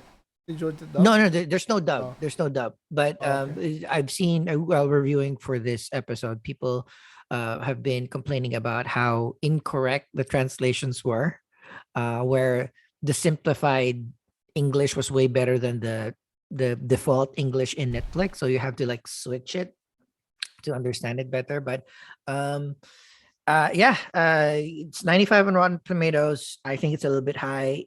IMDb has it at 8.3 out of 10. I think that's around the place for it.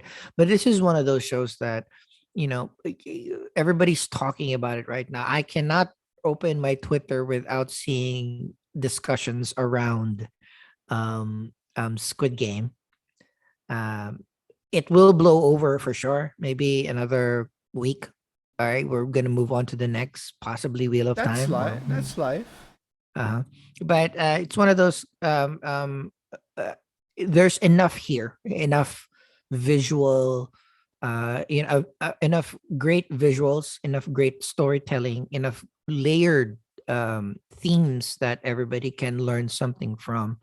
Plus the main fact that also, as much as we watch Korean movies and Korean shows, it's still not the dominating the dominant minority of what we would watch on a particular streaming service. Like if you go to like HBO Max or Netflix, most people will probably the first subtitled or dubbed show that they will watch will be more like Money Heist, Casa de Papel, or something like that. So Spanish, European kind of thing. So I'm glad that the Asians, particularly led by the Koreans here, is like really like breaking more barriers because there's so many amazing Korean shows that will just be suggested after watching this. Like why again, it's weird that Alice in Borderland came ahead of this, but now it's having its resurgence because Yeah, of top 10 again. Squid Game. Yeah, so it's kind of great. I'm enjoying it. Um, are we done with Squid Game? Yeah. Watch it. Yep. Enjoy. Watch Give it. us your thoughts in the comments. We'll breeze through a couple of more things before we wrap up the show. Our next segment would be some of the things that we want you guys to what we really recommend, right? No, this is more, I think, our homework for next week. Homework. So for me, So what you got? I saw this 3 days ago. Free Guy with my family. Mhm. It's good. Because when Surprisingly, right? when we so you've seen it? I've seen it. So yeah, because when we saw the trailer, it was like, man, this is like gonna suck. This is like cliched, crappy stuff, but Mhm. there's more heart. So we'll discuss this next week. But We'll discuss next week. But RJ yeah, has to watch it. yeah, the trailer can't do it justice, but I understand why it didn't do justice. It's very hard to do a teaser, like a Yeah. hype reel for the themes that they actually eventually discussed. I was in Austin when I saw this in the cinema because I just like I have AMC A plus where I can watch 3 movies a week for free wherever. I got there, no expectations. I was just literally just wanted to see Comer. Jennifer, is her name Jennifer Uh, Comer? so Jolie. Jodie Comer. Jodie the lead actress is also the lead actress is one of the lead actresses in Killing Eve, and I fucking love her. I will watch her anywhere. She's also in this Ridley Scott movie called The Last Duel. Jodie I'm Comer. also going Comer. Jodie Comer. So I I just love. like I'm in. It's I'm watching that because I love. I also love Adam Driver.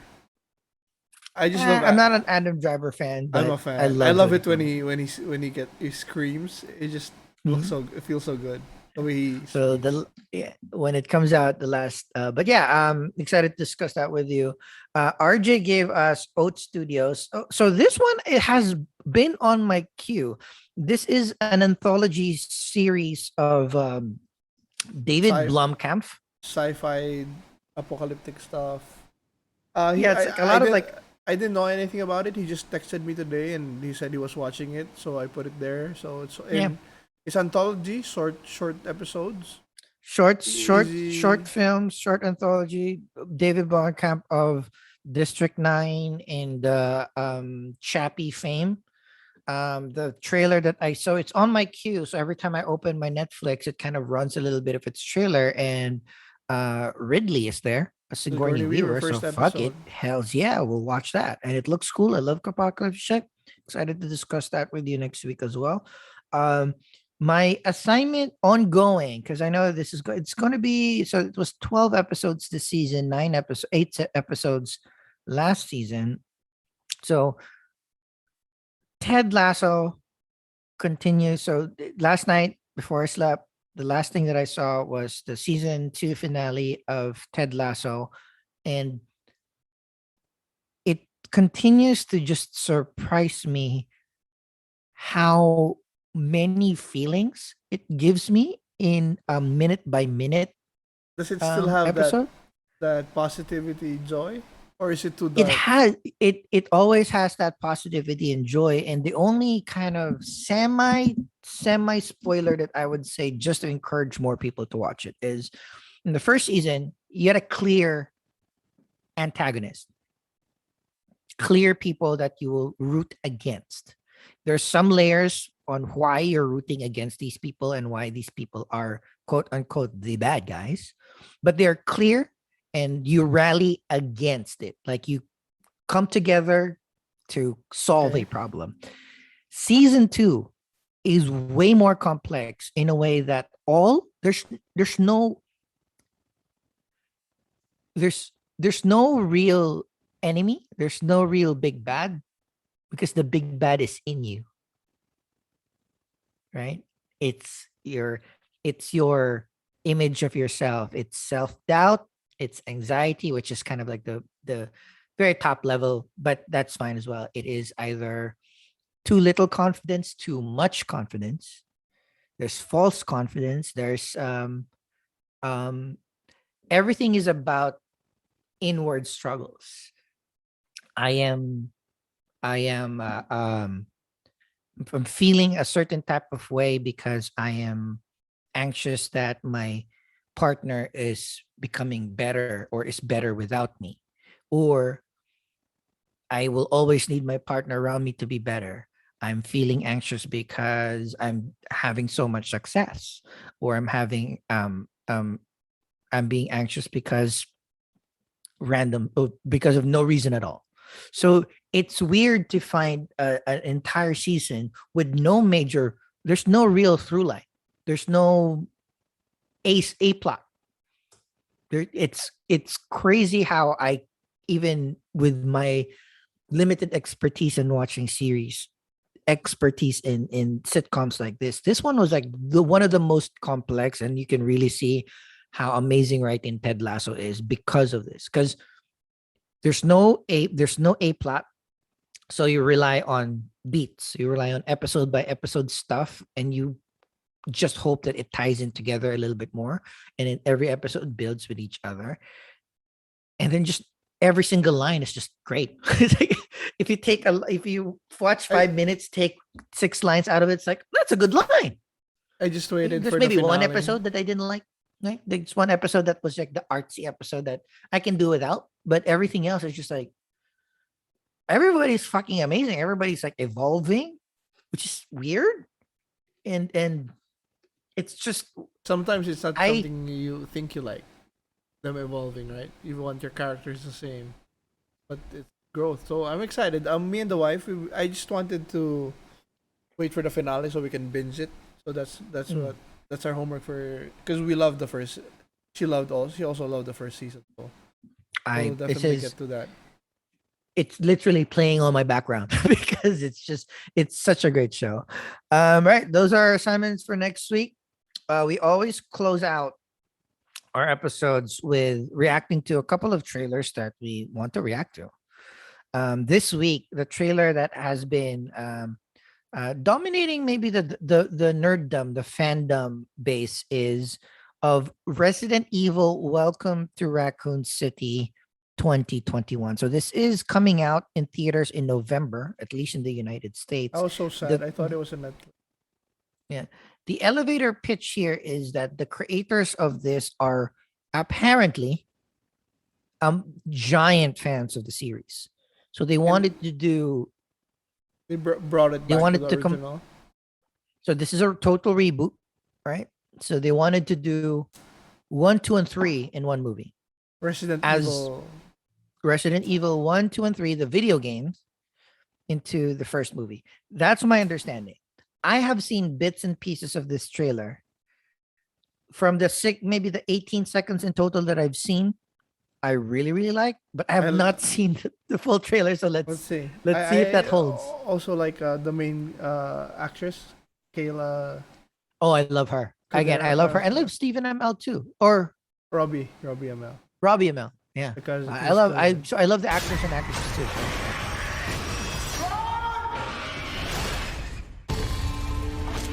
Every story has a beginning. Discover the origin of evil. What movie was she in? Why are you back here? Knives Out? Death, Your Death conspiracies Cure, weren't true when we were kids. Maze Runner. Expose Umbrella. Oh, the Maze Maze Runner. But Runner. also there's another one. Yeah, she's in a bit. I'm afraid, Claire. I'm afraid of what they're gonna do to this town.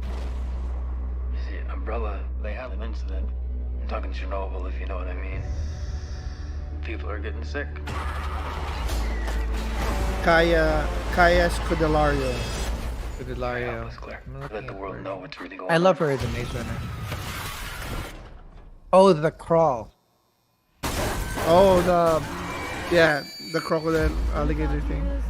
She was the swimmer. We have to contain this. Shall we go? Oh, the guy from Umbrella Academy. Yep. The gorilla guys there too. What were Umbrella doing here? This is where they're experimenting on him. Is she Claire? Split up. Yeah. So who's Chris? Nobody. No, Chris is Amel. Oh, okay. And Jill, and so the B plot is Jill and the other people. A plot is Claire and okay. We gotta get out of here.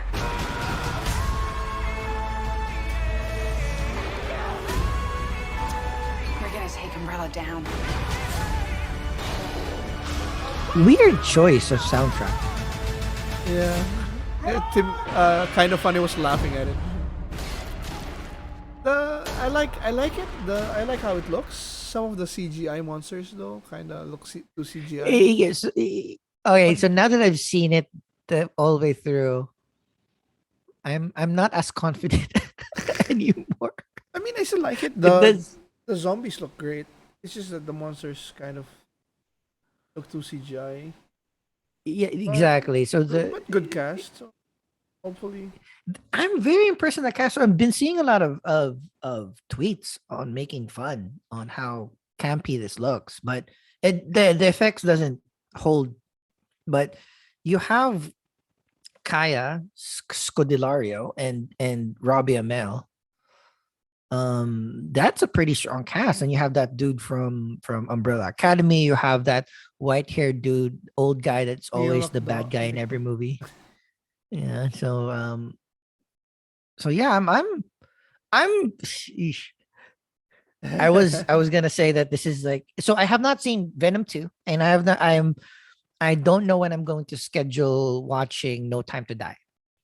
Only because again, when I go out, I always want to make sure, like, is it worth getting COVID for? So I thought Resident Evil was gonna be worth going to the cinema for, but maybe not. Maybe I'll Maybe just not. prioritize No Time to Die Or first. we wait for some reviews. Yeah. November. Okay, next the trailer that we have up. This one I did It's just not a like realize how exclusive clip, not really a trailer. not to the trailer, but the idea is I did not realize how excited I am going to be for the Suicide Squad, the James Gunn Suicide Squad spin-off series with Peacemaker with John Cena. So let's Dude, run this. I love him. So, Kidding me? have you seen this? Are you kidding? A little bit. I I've haven't seen seen it this. full way through. Did this dipshit really show up in full cosplay mode? This is the guy Waller's giving us. I told you she's fucking us. I love not it when they fucking- talk about, you know, in his back seat? when they Fucking us. contextualize Hey. superheroes. Scooch. Why are you in your costume? Costume. This is a uniform, and it's brand new, so I gotta stretch it out, make it more comfortable before we go on a mission. See, Maybe practical. I'm stupid, but why would you even want to wear that on a mission? A bright red This shirt is and my white question pants all the aren't time. exactly conducive to lurking in the shadows. People see this uniform, it strikes fear in their hearts. What people? The other people at the Village People tryouts? Why is there a bald eagle in your car? That's eagle. You guys are worried about me? Legally. That's eagly. Eagly is your pet eagle. Yeah. Is your dog named Doggy? All right. Do you have a daughter named Daughtery? Jealous of a guy's pet ego much? Jealous of a guy's pet eagle much. So okay. No, the best thing I like about that is they're bullying the killer, the superhero killer who can kill. But it them. makes sense. It makes all the questions that I also would want to ask. Like, one, well, I guess this is a world where they're not anonymous anymore. But the idea is like, it's fucking bright red and white. Yeah, but would you say that to somebody who looks like that and can kill you with the snap of his finger? Probably because like he needs my help. We're on the same team. We're teasing. No, but I love it. I'm all in. I love John Cena when he's not acting. When he's just regular. Like he's not overacting here. It's perfect. I'm so excited. I don't know how many episodes Peacemaker will be, but We I'm shall so see. happy that it's so a quick turnaround. So I'm very excited, and it's on HBO Max, so it's free. What's our next trailer? So this one I'm super hyped, 1000% hype. Really? Yeah. Oh no. I mean like the Peacemaker. So our next Oh, trailer okay. now is House of the HBO. Dragon. Oh, House of the Dragon. So I have not seen this trailer too, because I just know Matt Smith is in it. He looks badass in it.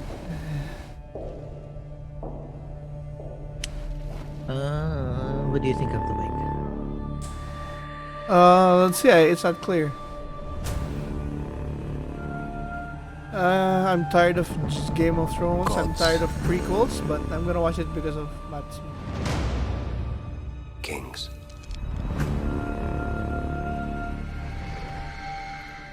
Fire.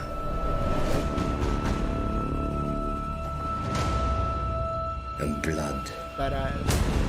He looks weird. I like it.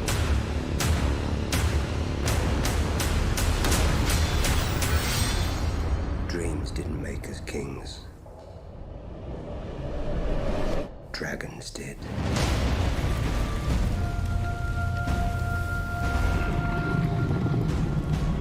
Love that. It looks good. I mean, I have no context. No, I mean, I love the last scene with the swords and Oh, yeah. the side too.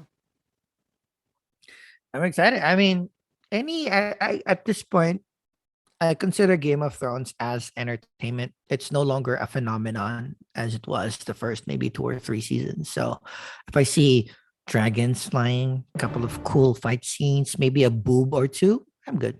I'll be happy. What's next? This one I'm so excited. Whoa. The You Legend of haven't- Vox Machina. You haven't seen it yet? The title I've not sequence? seen this.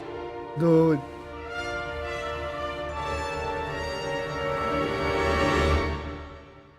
How good it looks. Looks like the animation of like Legend of Korra. Ooh.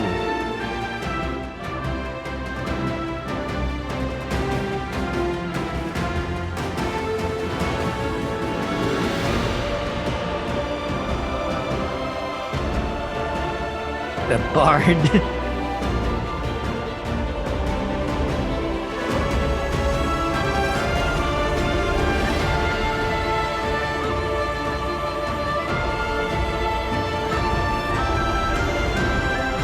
Cool.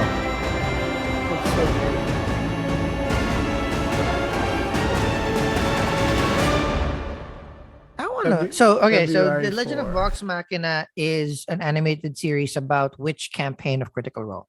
First one. Ooh, so they went through. That is badass. I mean, just like you step back, you played D&D, and then it was so good, and you are also good. The characters that you built are so good. Now Amazon picked it up. No, And- first it started, they wanted to make a animated special. So they put it on Kickstarter. And then Mhm. it became one of the most well-funded Kickstarter ever. Amazon picked it up. Wow. And so because of I think, so it became the most well-funded episode that they were able to make. They planned to make 12 episodes, one season. And then Mhm. Amazon picked it up and then ordered for 2, I think. So 24 episodes. 2 seasons, Yeah, 24 episodes, 1 12 season, each. 2 seasons. 2 seasons, 12 each, I think. Is the plan. See, I mean, love it or hate it, like Amazon is pretty much you got Wheel of Time, you got Vox Machina. They're doing their shit. Finally, I mean, yeah. they hired me, of course. They're doing good stuff. They're very smart. So And that let's- looks great. I am fucking Here's- excited about that. Look too. at this. If you're excited about that, here's a little tease. Oh, they- I'm hoping did- of course they they- voiced their own shit. Yeah. They did a live read yesterday. What was this yesterday? Well, the sequence, the date, and this one. That's right. Who's the best? Rog wins. Again. Oh, fuck me. Why do we always play drinking games with a guy twice our size? Because it's the fastest way to get drunk, obviously. Who's drunk? Not me. I'm great. I think we should go to another. I love her. Another. I love Laura. Didn't you only have one ale? And Ashley Johnson. Oh, so chunky. Oh, watch So it, chunky. bitch. Hey, you watch it, dick nose. Easy, Grog. We don't waste our time on talking assholes, remember? Oi, Tavern Keep! Another round for Vox Machina, the greatest band of mercenaries in all the realm. The greatest. I heard you couldn't even rescue a cow from a burning barn. Vox Machina. What a Is he fucking playing everything joke. else too? He does now. I don't know if it's gonna be like that for him. Let's keep things civil, friend. We're not looking for trouble. I'll bet you ain't. Everyone knows you're a bunch of pathetic losers who can't get a fucking job. Look at your scrawny ass. Too weak to tickle your own pickle. You offering to help? Yeah. No, fuck you! I'm only asking you to give me a hand. You know, Max, I think he's willing. Oh, can I keep this? Don't just stand there gawking, lumps! Kill him! That is so cool. Oh, look at Amazon. Okay, you know what? Fuck that. I again, full disclosure, I work in Amazon. My job kind of pays for all of that shit. They're spending their money well. Right? Oh, my ex-girlfriend. Oh. Well, we're here. Might as well Wheel of Time. add the clip. Quick clip of So since Wheel of Time. we've gone over so much, so might as well finish this. I'm just so excited to see just just to hear their names said by people that's not me, and knowing if I pronounced it right in my head before. 'Cause, Well, there I was no audio yeah, before. I kind of cheated because now I kind of know it's you like listen. Rain, I should die. The audio listeners were watching the Wheel of Time Wine Spring Inn clip from Prime Video.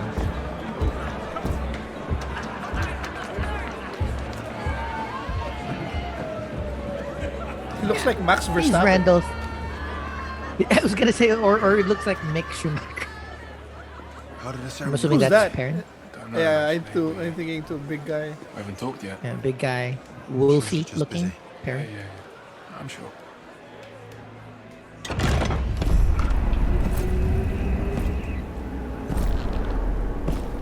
Ah, my love. Ah.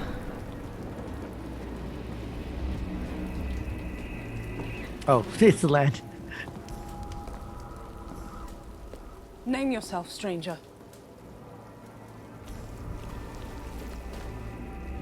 Lan Mondragoran. This is Moraine. I love that Lan is Asian cast.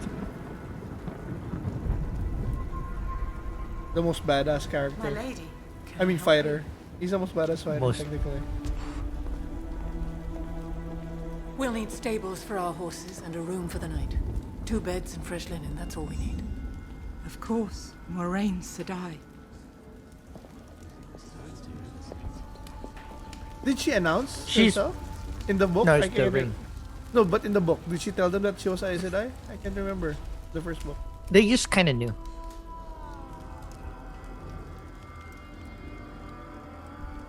Is that Egwene? It's probably Egwene, right? See, I want to figure out that out too. If either that's Egwene or the other girl. If you'll come this way. She's perfectly cast for Moraine Sedai. Oh yeah. But for me, when I was watching or when I was reading it, I like to visualize them, right? So I pick actors, not Mhm. because they're right or wrong, but just for to help me visualize them. I think I got Randall Thor pretty good. I used a young Hayden Christensen because he had red hair, which he kind of looks like. That Kind of Randall looks Thor, like right? again a mix of Hayden Yeah. Christensen, Mick So for- Schumacher, and Max Verstappen. Yeah, for Perrin, I used a buff Tom Welling. Who's like a big guy. Too old, but no, okay. But no, remember when I was watching this, there was like Tom Welling was. Oh, Tom was a Welling. TV In my head, sorry, I heard Tom Hardy. Sorry. Oh no, Tom Welling. And Okay, then I can't remember who I picked for Matt. And then for Lan, I went typical. I went Russell Crowe, like Gladiator style, like buff, badass. For Moraine, I picked Trinity. Oh, okay. Not right? not too bad. bad, Not right? bad. No, it's like I just when the trailers of Wheel of Time came out or the pictures of Wheel of Time came out a couple of months ago, that's when I realized like, holy shit, you've said many good things about Wheel of Time, the book series for all eternity, but I was like, but you put Rosamund Pike in a great material. It's like, oh shit, this is gonna be fun. Even just like imagining their adventures together. But I'm very interested on how Amazon is going to kind of manage Wheel of Time. I would love 11 seasons of this. Oh, right? yeah, fuck But yes. would you have would they have these actors for 10, 12, 13 years? I highly doubt that. So are they going to condense it into 4 to 6 seasons, which is a little bit more manageable, like an expanse kind of thing?